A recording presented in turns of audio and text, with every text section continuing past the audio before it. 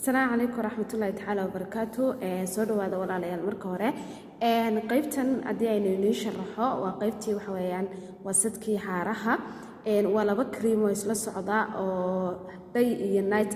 mid habeenkii iyo mid dheeraartii iyo kale saamuntii afakaadadii cream kan waxa loo yaqaan oil sunscreen qofku wuxuu marsanayaa dheeraartii qaabku isticmaalay wajigiisa wet oo qofku biyo yar leeyahay wajigiisa ayuu cream kan marsanayaa before yani intayna cadeedu soo bixin amba sana exposure ka hor subaxii ilaa iyo wuxuu marsanaan karaa saacad ilaa saacad iyo 30 daqiiqo ayuu marsanaanayaa kadibna uu iska dhaqi doonaa insha Allah maalintaas wuxuu ku deysan doonaa hadii ilaahay raxdo sunscreen kaasi ka hor iyo kadib wuxuu isticmaali doonaa insha Allah saabuuntan afakaadada taasoo ka caawinaysa wajiga inuu creamkii uu galo oo uu si fiican yani wajigii uu qaato sunscreen kan waxyaalaha qofka ka caawiyo waxa weeyaan madowga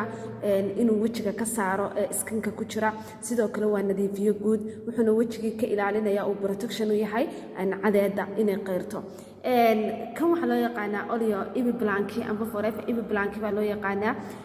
waa ka ugu muhiimsan ee goyn doona haarta qofku wuxuu marsanayaa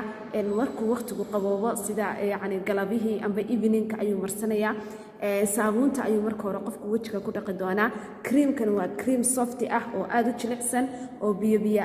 kadibna qofku wajigiisa markuu yara qalajiyo creamkii buu si khafiif u marin doonaa insha Allah wajigiisa kadibna wuxuu iskaga dhaqi doonaa biyo kale haatay si uu creamku wajiga muddo ugu sii jiro isaga 30 daqiiqo ilaa iyo 1 saac ayaa la isticmaalaa qaabkaas oo qofku isticmaalo